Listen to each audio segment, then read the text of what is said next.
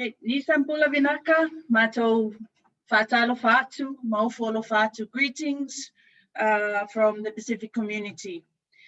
An American poet, environmental activist, Gary Sinder once said, "Nature is not a place to visit, it is our home," end quote. As Pacifica people, home for us means our flora and fauna, our whenua, whanua or vanua, our land, and our ocean. Home for us speaks to our ways of being and our ways of knowing that are linked to nature. It speaks to the interrelational space or the vatapui between us as people and our land, us as people and our flora and fauna, and us as people and our ocean. Home for us speaks to the responsibilities between the interrelational spaces and relationships. It speaks to the collective responsibilities to respect and to harness the va, but most of all, fulfill our obligations to transmit as a collective the indigenous knowledge on nature and biodiversity to our future generations. I would like to summarize the above using the Samoan proverb of "O le tangata malona tupuanga, o le tangata malona whaasinomanga, o le tangata malona ainga, o le tangata fo'i malona whanua, o le tangata maona tapua whanua." This is literally translated, it is the person and his or her origin. It is the person and his or her identity or belonging. It is the person and his or her family. It is the person and his or her land. It is the person and his or her land tapus. This is day 3 of the 10th Pacific Nature Conservation and Protected Areas Conference. This is our boarding call for the Ngawalofa voyage 0001, about to set sail for the Pacific. My name is Mema Motusanga. I will be your captain this morning, moderating the Ngawalofa 0001 voyage on enhancing youth participation in the Pacific region's nature conservation and biodiversity decision making. Assisting me in our voyage this morning are my crew, Mr. Miles Young, the Director for the Human Rights and Social Development Program of the Pacific Community, Ms. Tyler Rai-June, a young marine conservationist, Ms. Genevieve Jiva, Coordinator of the Pacific Islands Climate Action Network, and Ms. Miliana Inga, a young farmer and a member of the Youth Council's Technical Advisory Board. It is the cyclone season, so please be prepared that there might be some rough seas along the way. But do relax. Myself and my crew will make our voyage this morning a smooth sailing.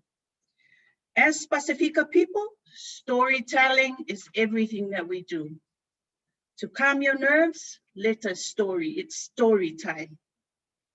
Now, Miles Young, as the Director of the Pacific Community Program with the mandate on youth development, can you share with us on the policy framework that's guiding youth development in the Pacific?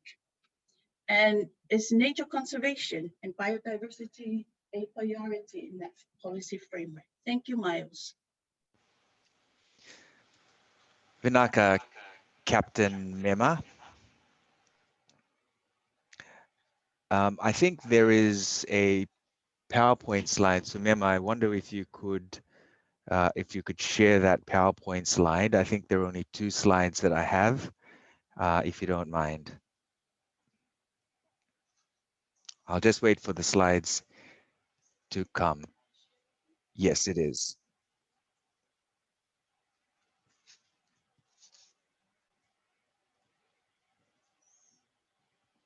So while we're waiting for the slides to come up onto the screen, I'd just like to extend a very warm welcome to every one of you who has joined us on this voyage.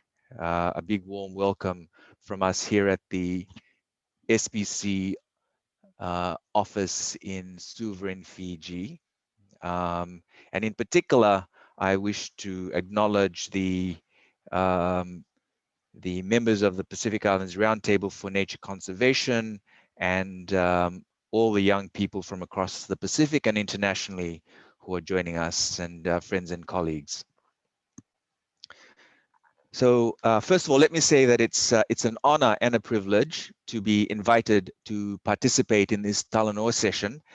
And I hope the discussions we have over the next hour or so is helpful in informing us on how we can give young people in the region a greater and more meaningful voice in decisions which impact our region's biodiversity. You know, as many of you will know, half of our region's population is under the age of 23, and how we engage our young people today in all aspects of life, including in terms of decisions concerning our biodiversity, will influence the sustainable development and therefore the future of the Pacific region for the next 20 to 30 years and perhaps more.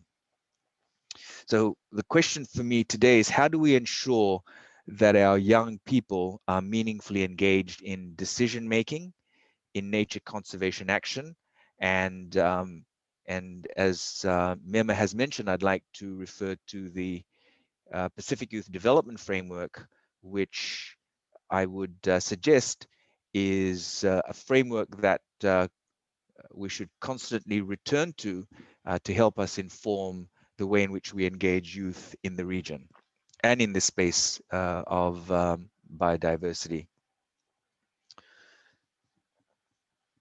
So just a bit of background. The Pacific Youth Development Framework 2014-2023 was a framework, or is a framework, which Ministers of Youth and Sports endorsed at the third meeting of the Ministers of Youth and Sports in 2013.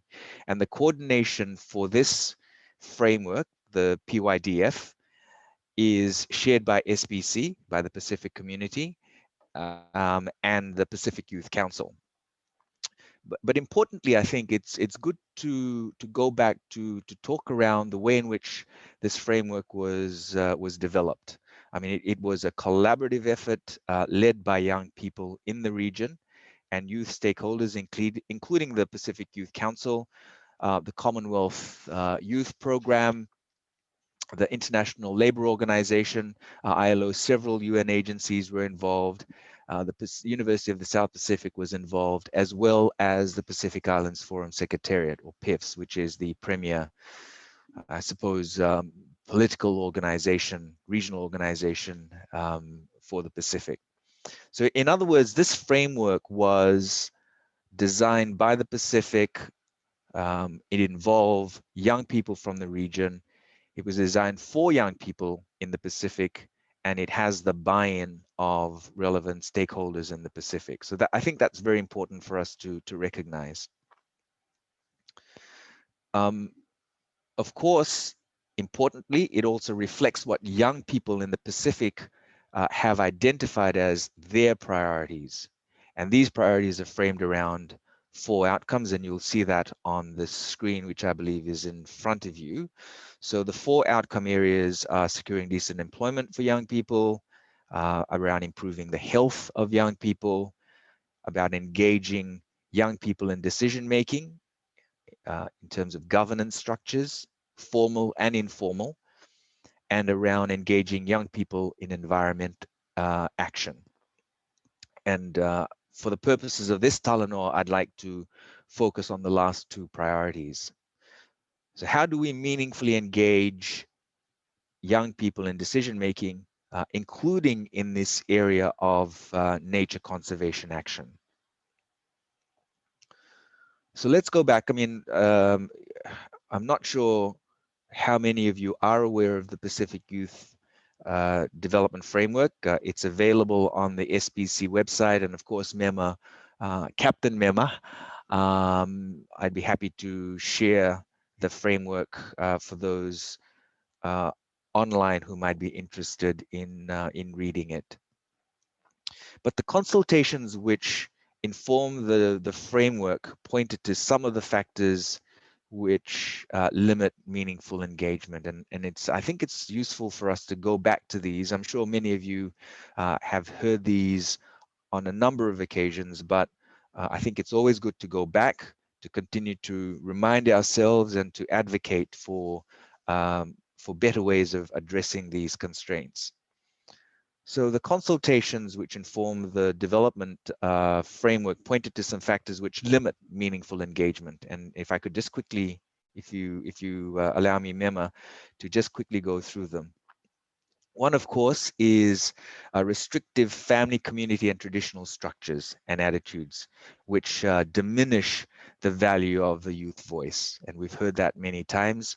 It's difficult to assert one's independence when elders perceive young people as dependent. And as I said, we've heard these many times, but it's good to come back to it because we need to continue to advocate for changes.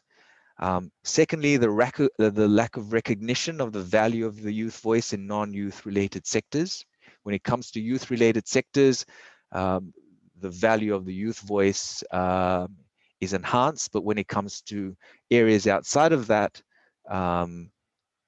the value is not recognized to the extent that it should be, and I think that needs to be addressed. Youth voices aren't just relevant to what our decision makers perceive as youth issues. You know, youth voices need to cut across the range of issues that impact our communities. Third, the lack of processes and practices that engage the unemployed, and we know that in the Pacific, the unemployed youth make a large portion of the unemployed. So practices and processes that engage the unemployed and less and young people in youth citizenship as well. I think also low levels of awareness and knowledge of human rights, good governance, and citizenship was also an issue that was identified in the consultations. Tokenistic participation, how often have we heard that? And the lack of available funds to develop capacity and support sustained participation initiatives. Again, while I'm sure many of you, if not all of you, are aware of these factors and have heard them continuously, I wanted to raise them again because we need to continue to remind ourselves that these are constraints, and we need to continue to advocate until these are no longer barriers to meaningfully engage young people in decision making. On environment action, again, it is a priority that young people have identified, and I want to acknowledge here the leading role that that young people, that youth play in this space in the Pacific. But what the point I want to make here, I guess, is that the role that young people play is it's only the tip of the iceberg, if you'll pardon the pun. And this relates to the points I made earlier. My view is that young people are playing a key role in highlighting issues, in advocacy, but they need to be given the space at the decision-making table, and for their views on solutions and decisions to be given meaningful consideration and included in the formal national decision-making processes, so that their solutions, their recommendations, their inputs find their way into national policies and strategies. Doing a fantastic job in terms of raising awareness, in terms of advocacy. The next step is to bring them to the table and meaningfully engage them and meaningfully consider the views, so that their views and their solutions find their way into policies and strategies. Of course, there continues to be a lack of funding for youth environmental initiatives, and I want to continue to encourage governments and donor partners who may be listening and who may not be listening, of course, to dedicate funds to these initiatives. Mem, I've probably spoken for too long, but as a takeaway from this session, I wanted to commend to our participants the Pacific Youth Development Framework as a framework to inform the way in which our audience engages young people in the region in nature conservation action. And as I said earlier, It's available on the SPC website. I'd be happy to share it to those members of the audience who are interested. Nava Level for giving me the time, and happy to take any questions later. Thank you, Mema. Miles, for sharing your wisdom and definitely some key recommendations that you have put across. Now, Tyler, as a young marine scientist, in your experience, are Pacific youth engaged in nature conservation, including in decision making? If so, how? If not, why has the voice of Pacific youth in the regional and international nature conservation underrepresented? Thank you so much, Mema, for having me here, and thank you so much for the space that was given. So yes, there are young people very much participating in nature conservation, from sustainable farming to sustainable fishing practices, coral reef restoration, marine conservation from a specific perspective, youths in advocacy and awareness spaces for conservation. They have, so yes, youth have been participating in these spaces, and as working with young people near coastal areas, you can see that they do participate. It's a natural thing for them to be part of it as a community as a whole.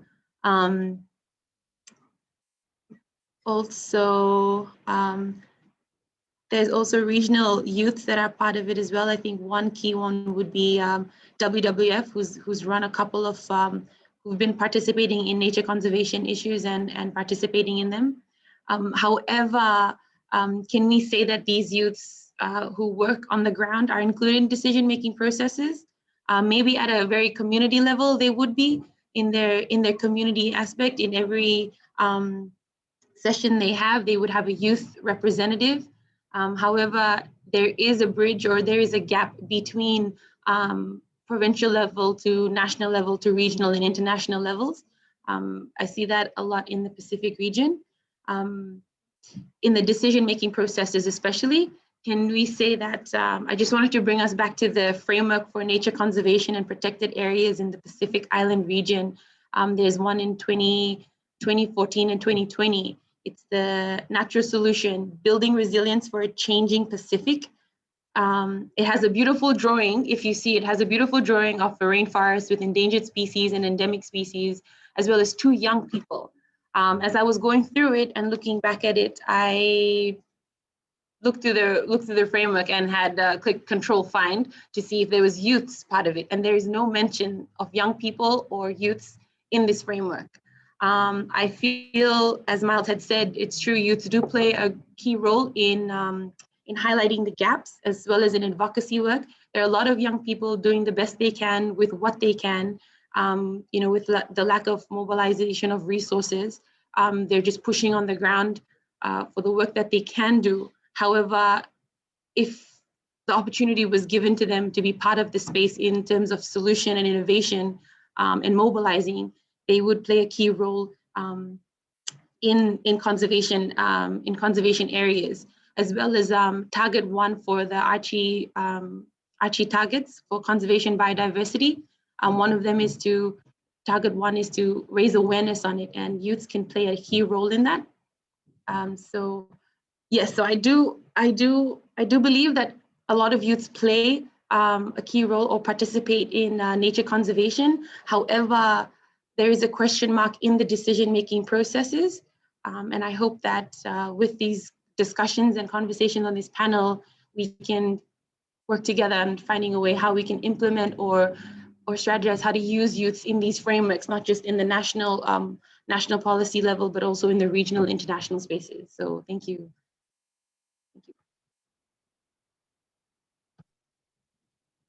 Thank you so much, Tyler. Genevieve, I'm going to bring you in. What are your thoughts on that question?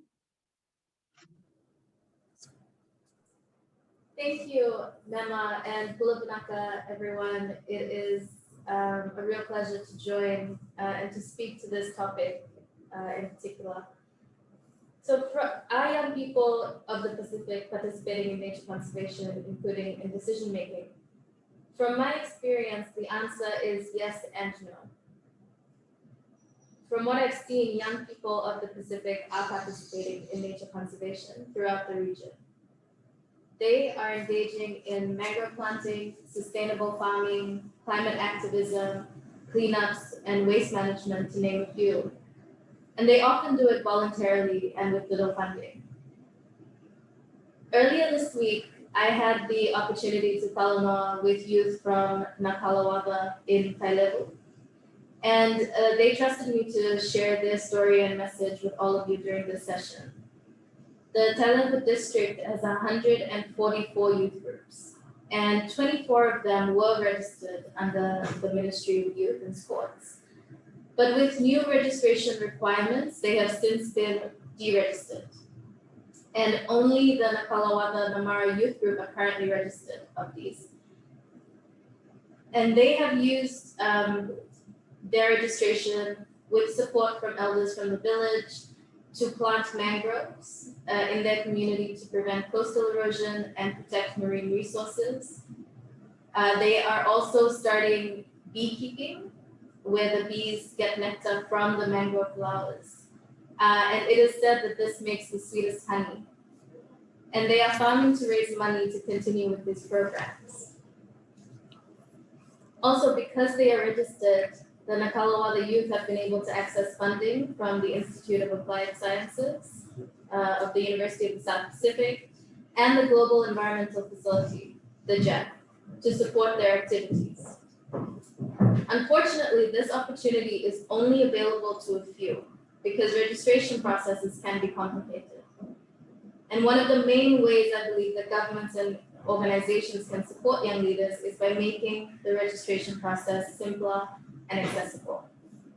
And in this way, young leaders will be able to get greater access to funding, not only for their activities, but also to participate in national, regional, and international spaces, to share their experiences and lessons learned, and contribute to decision making. Similarly, during the talanoa, we heard from the Bua Urban Youth Group, who are working to encourage sustainable farming, so that young farmers don't keep clearing land to farm, but re-fertilize land close to the village. And youth can use historical knowledge of traditional cropping practices and rotational systems for this. And I believe ministries can play a vital role in providing this information and support. Also, Pacific climate warriors throughout the region have been working not only to highlight climate impacts being faced by communities, but also working to build resilience to the climate crisis. And in September, volunteers in Fiji, 350 Fiji, launched their community fridge as part of Just Recovery from COVID-19. This project was made possible by support from the Pacific Conference of Churches, the Pacific Islands Climate Action Network, and 350 Pacific. And volunteers stock this fridge every week through donations and the community garden, and it is open for the public to take what they need to support their families. These are concrete examples of how young leaders are working in the region. And young leaders today are doing this work not only for themselves, but more importantly, for those who will come after them. Youth are doing this so that future generations will be able to grow up on their land and be sustainable. They are already doing this, and with dedicated support, they can do so much more. Thank you. Thank you so much, Genevieve. Millie, can I ask, as a member of the Technical Advisory Board of for PYC, can you share your thoughts on some of the structures or support mechanisms and strategies that can advance youth participation in decision making and processes around nature conservation in the Pacific?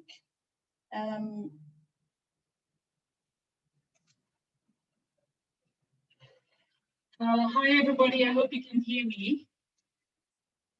So basically, Miles had touched base already on the Pacific Youth Development Framework. And I know a lot of people, probably a lot of the stakeholders tuning in today probably haven't read or gone through the Pacific Youth Development Framework. But apart from the role of young people in protecting the environment and nature conservationists and biodiversity work, their role is highlighted under the Pacific Youth Development Framework. But there are other existing structures, and I'm probably just saying this from the top of my head, but I know that SPREP has the Pacific Islands Framework for nature conservation and protected areas. That's finishing off this year, 2020, from 2014. And I think they're working on a new one that's not really, I think it's a work in progress, the new framework that's to be from 2021 next year to 2025. And it's on the website. But apart from that, the mention of youth in all these frameworks, I'd like to mention the postponed 2020 IUC and World Congress that's specifically highlighted under the draft resolution 076 about the role of children and youth in biodiversity and conservation of the environment. Apart from all these instruments and frameworks that we have, how can we amplify the role of young people in Black and White as part of the framework, within the framework? So there's a lot that's happening on the ground, echoing the same sentiments shared by Genevieve earlier, and young people are volunteering their time and effort, going out of their way to visit communities, planting mangroves, cleaning up beaches. For me as a farmer, trying to engage in conservation agriculture, trying not to damage the environment too much while I'm engaged in farming practices. But other than this, how can we ensure that biodiversity trickles right down to the education system? Make biodiversity education and nature conservation as part of curriculum in schools. So this is not just something that we hear when we finish uni and we are part of youth groups. Most of us are privileged to join advocacy youth groups. There are many of us out there that are currently not part of any youth group, that are in the communities, living in the outer islands, in villages, engaged in farming practices, deep sea diving for sustainable deep sea diving and fishing as well. So we live off the environment as Pacific Islanders. So how can we better equip ourselves? So what I'm concerned about is something in Black and White that actually has youth etched in it, like something in writing that has youth in it and our role. So we have a lot of frameworks. At the Pacific Resilience meeting last year, we had echoed this. We don't want to be an afterthought. So we'll keep echoing this until we eventually are placed in that policy-making level, in that policy-making space. So how can we create that space? So that is one of our concerns as the Pacific Youth Council. And I take my hats off to Tyler, Genevieve, everyone that's tuned in, all our youth advocates on the ground, environmental warriors and climate action warriors. I take my hat off for doing the work that's needed and going out there and volunteering your time, your efforts to continue this great work of nature conservation and biodiversity. We are custodians of the future, but already 350 species endangered, that's a worry. So we are custodians of the future, but how are we really given the leadership in this? Thank you. Thank you so much, Millie. So powerful, huh? Young people are the custodians of the Pacific. Youth are not an afterthought. Okay, from where I'm sitting, and if my forecast is right, we are approaching the island of Vitilevu. We are almost there, so well done. So, and this is my last question. This is to any of you speakers or my crew. In your view, why is it important? I know you have touched on this, but do you have any further comments to add? Why is it important for Pacific youth to be engaged in nature conservation and biodiversity, especially in decision making? Genevieve?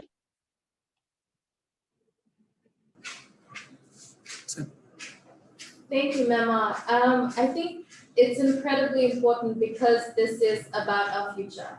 And I think the way that we do this, as on any journey, is together.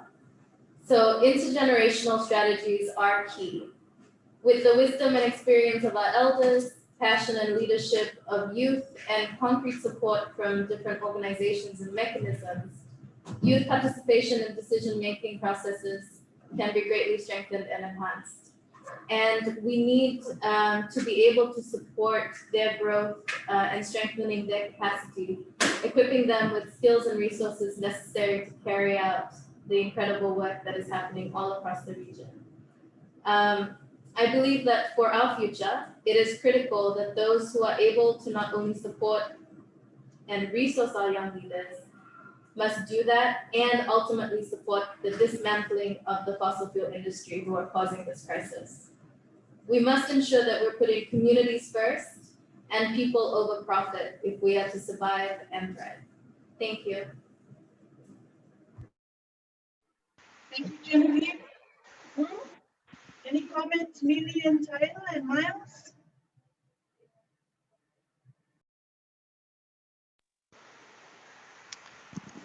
Hi, thank you. Thanks, Genevieve, for that.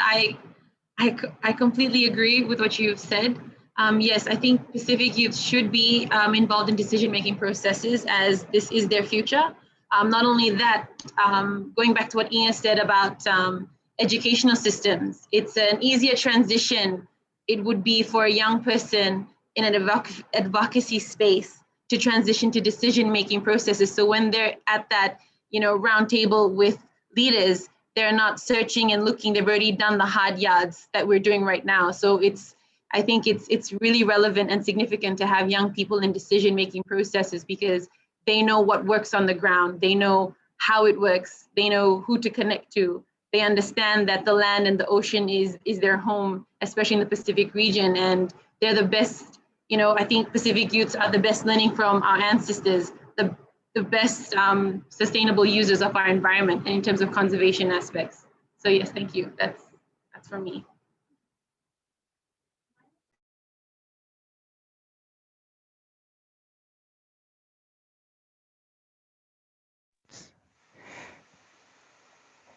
Yes, I mean, I think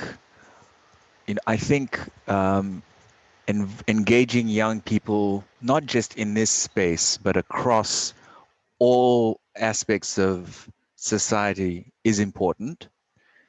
As I mentioned earlier in my presentation, half the region's population is under the age of 23. So we have what we call this youth bulge. And this youth bulge will be one of the most significant issues confronting the region. I mean, it affects employment, it affects health outcomes, it affects sustainable development of the region. And unless and until we harness the full potential of young people, we will not be taking decisions which concern our future, which will enable the region to develop in a way which is sustainable. So yes, in this particular space, and I have to acknowledge and concede that this is not a specific area of my expertise, but just generally in terms of governance, we need to, as the Pacific Youth Framework highlights, we need to strengthen the engagement of young people in that governance space, in the decision-making space, not just in the formal decision-making space, but informal. And there have been some comments made earlier from the panelists around working at the community level. Here at SBC, one of the things that we are looking to do, and I think is very important, is ensuring that the way in which we engage in that space and decision making is really underpinned by cultural values and cultural practices. You know, we want to ensure that that the way in which we young people enter into that space is done in a way which is respectful of tradition, that is respectful of elders in the community, that is respectful of cultural values and tradition. So it's, you know, that is one of the strategies that we use to do this. But you know, that's the million-dollar question, isn't it? Everyone has said and has conceded that how we engage is the issue. And you know, it's opportunities like this where we're able to share practices, lessons learned, understand what's worked in other contexts, and see whether we can apply them in our own context is important. So the sharing of information is important because there's no one solution. There are a whole range of different strategies, and finding the most appropriate strategy to fix your context and your particular situation is important. Thanks, Mema.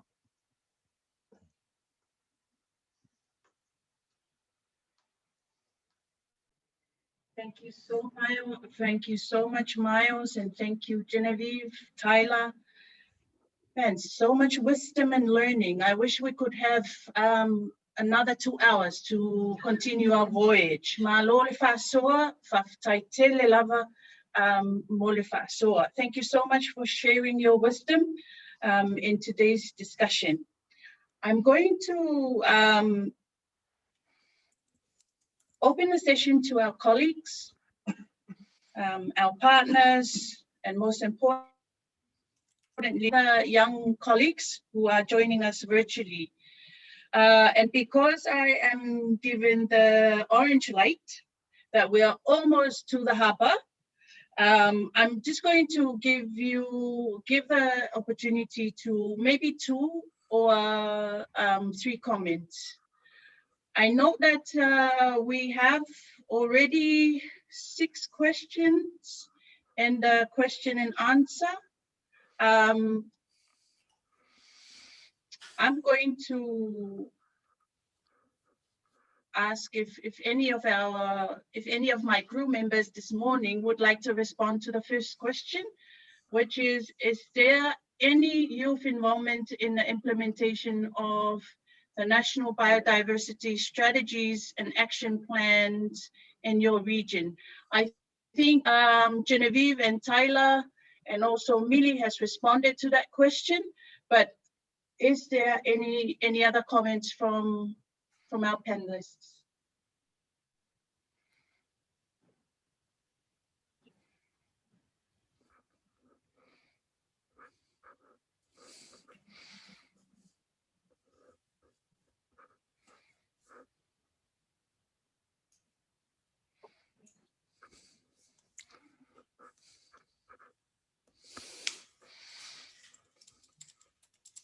Is there any youth involvement in the implementation of national biodiversity strategies and action plans?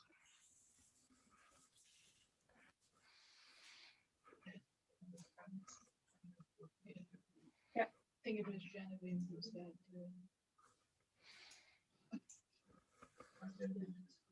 Genevieve, did you want to respond to our first question, please? Or maybe elaborate more on what you have spoken to in your responses, earlier responses, I mean. Okay. Yes, okay. Thank you, Mema. We've actually got a few youth representatives here with us, and they would like to answer this. So I'll hand it over to Bula. I'm Munia Thomas Moko with Native Fiji Marine Activity, not youth, but used to be. And I was a youth when I was involved in the implementation of the National Biodiversity Strategy and Action Plan. But as an organization, we collaborate with the Ministry of Environment, and we put forward research topics that we put to the University of the South Pacific and Fiji National University to encourage species research for students within the universities. And we also run Learn from the Scientist series of events to encourage children and youth to participate in biodiversity surveys within their own communities and within some of the environments in Fiji.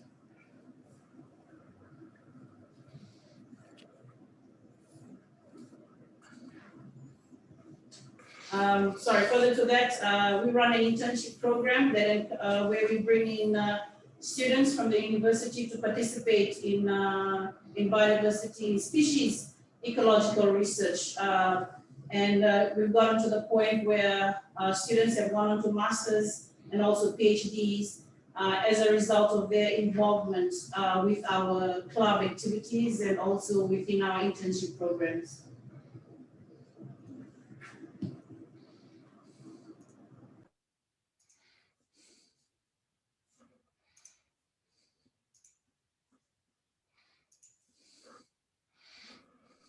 Thank you very much for that great response. One of the 6 questions is from Sarah Tawake. In terms of amplifying youth engagement,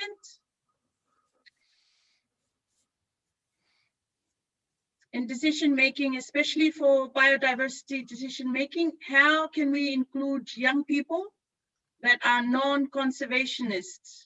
Eventually, they will become market drivers and thus should have a certain awareness of how market impact biodiversity. Now, over to you, Tyler and Millie. It's coming up in your, it should come up in your.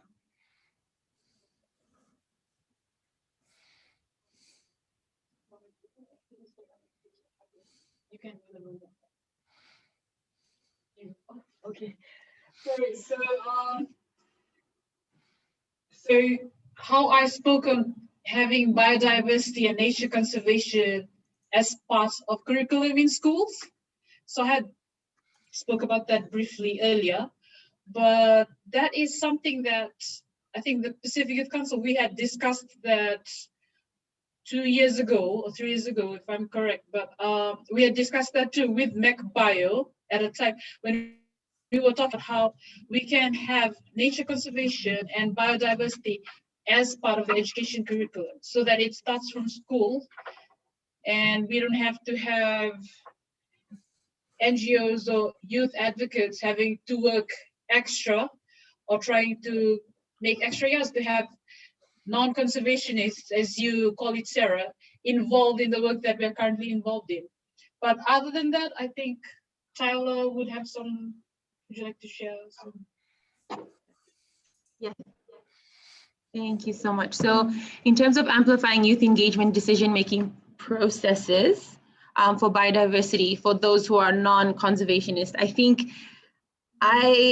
every child is a conservationist, at heart, whether it be, looking at flowers in the garden or going out snorkeling on reefs.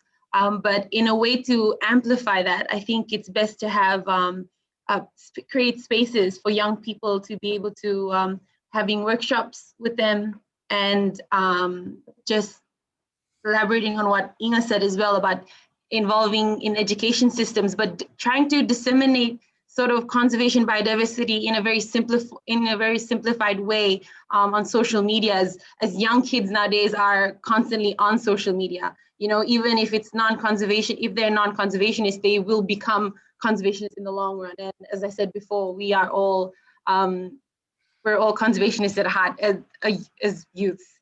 Sorry, I'm so nervous. But yeah, thank you.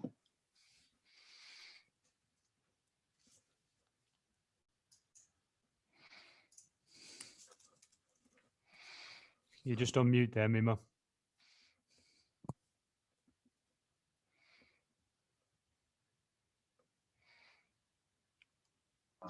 Okay, I have been given the red light, so I'm just going to give the last question. There's a particular question, specific question in the Q&A box to my director, Myos Young. I'm going to give the floor to Miles Young to respond to that question. Thank you, Miles. Thank you, Mema, Captain Mema. And also thank you, Arthur, for your interest in an internship. Yes, I think the best way to do that, Arthur, is to send an email to perhaps Mema, and she can then refer it to me. So Mema, I'm not sure whether your email address, perhaps you could somehow engage with Arthur to get an email address to him, and then he can send it through. Or Arthur, if you look at our the SBC website, there'll be a general email address that you can send your query to, and then it'll come to me. It'll find its way to me. But just on the, can I just respond to that last question that was raised, which I think is an important one? You know, how do you engage with non-conservationists? And this is a question that arises in all areas, not just in this particular space that you're talking about. How do you engage people who are not interested or have no awareness or understanding in the space that you want to work in? And in our work, we do a lot of work with, for example, gender-based violence, human rights. These are issues that our division works more generally on. And the question is, how do you engage people in that space? And you know, obviously there are lots of strategies, but one of the key strategies is to ensure that messaging is around, and messaging will have to be, you know, tailored according to the audience that you're trying to reach. But as a general point, I think, you know, it's around why it is important. People want to understand why it is important, what benefit it is to them to be engaged in this space. And we all know the damage that is happening to our environment globally, to biodiversity, and you know, education, awareness raising with the people that we want to engage in, to ensure to pass on the message as to why it's important, what the benefit is in having them engaged, is important. So, you know, really addressing people's individual needs, because at the end of the day, a lot of us, you know, are driven by our own personal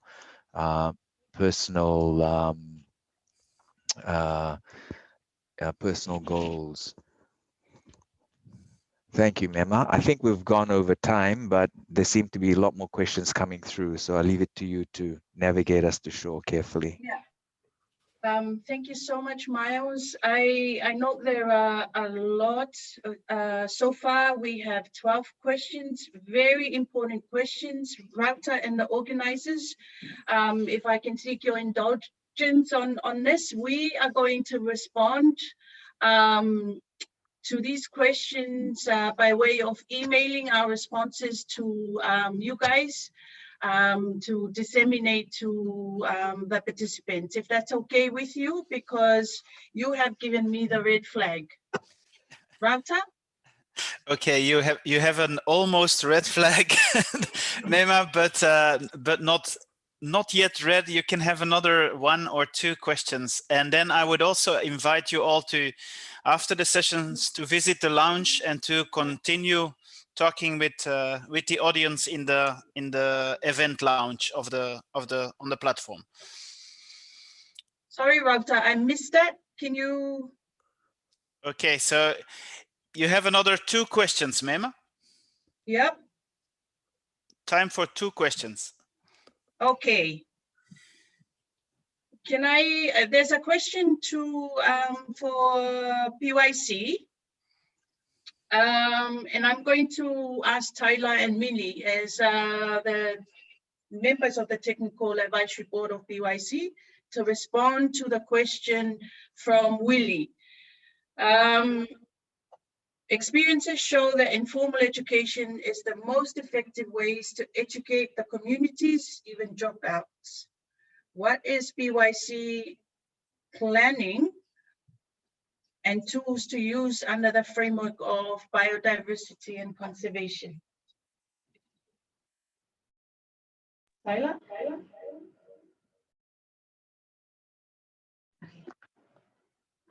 Thank you, Lee, for the question. So it's, what is the PYC plans and tools under the framework of biodiversity and conservation? Well, firstly, youths aren't even part of that framework. However, In terms of implementations, youths can be part of it. So I'm sorry, your question is sort of saying what are the tools PYC has. PYC works with a lot of national youth councils at a national level and provincial level. So they're doing conservation work already on the ground. And as a technical advisory group, we create spaces at the regional level to amplify their voices in these spaces. Your question has the frameworks of biodiversity and conservation. They are parts of the framework that has implementation and monitoring systems. However, there is no involvement or no mention of youths in the framework itself. So we do have plans, and we have been implementing them in our own ways, understanding that conservation is part of our life. However, I just think the framework of biodiversity and conservation has no mentions of youth. Then I'd just like to stress on that. But yes, I hope I did answer your questions. We do have plans, and our plans are just working with these national and provincial councils from the bottom up. And we would really like to push in these frameworks to have youth's involvement in terms of implementation, mobilizing, and hoping that funding can be disseminated to these groups that are already doing great work on the ground. So yes, thank you.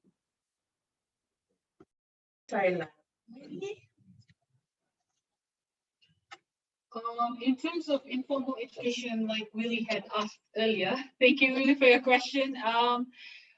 Well, we are failing to realize, I was listening yesterday, and I don't know if this hasn't been amplified in the past few days of the conference, but we must recognize Indigenous knowledge that exists as well in our communities in the Pacific. There is a strong role Indigenous people and communities play in managing natural resources. So before we come in, how do we provide the nexus between that Indigenous local knowledge and our conservation sites, if I might put it that way? So that is what we at PYC are currently trying to do, more hands-on and community-based approaches when it comes to marine biodiversity. And yes, informal education, as you were talking about, because I had mentioned earlier, having biodiversity and nature conservation as part of the formal education curriculum. But that hasn't stopped us. We still have our local practices, our Indigenous knowledge. So that is still very much alive when you go to villages and communities, when you go to outer islands, sorry. So they still have sustainable fishing practices. But other than that, I think just providing the nexus between the Indigenous local knowledge and the conservation science that we have. So yeah. Thank you so much, Millie. I think we our time is up, and so I'm going to ask, before we finish, I'm going to ask, give the floor back to, what did you want to give the floor back to Miles to say a few words of just to close this session. Thank you, Captain Mema. I want to just thank all the panelists and yourself, Mema, also the organizers of this session. I understand this is a special session today, so thank you for putting on this special session. I also see that we have 74 participants who've remained throughout the session, and it's gone over time. So I also want to thank the participants for engaging with us over this period. I'm really excited about the passion that I've seen over the course of the last hour. I really like your strategy, Tyler, of working locally and then building up that groundswell. And if you've got a number of local communities all working together, you can build that groundswell and that momentum to then feed up into the national level. So I think that's a fantastic strategy, because it's really working with the people on the ground that you need to engage. I wish the rest of the conference all the very best, and of course all those that work in this space, in particular the young people that work in the space, all the very best. And do reach out to us if you wish to see how we can work with you, particularly through our young people's, our youth program here at SBC HRST. Na valeu. In Samoan, we say malole folau. Congratulations on completing this voyage.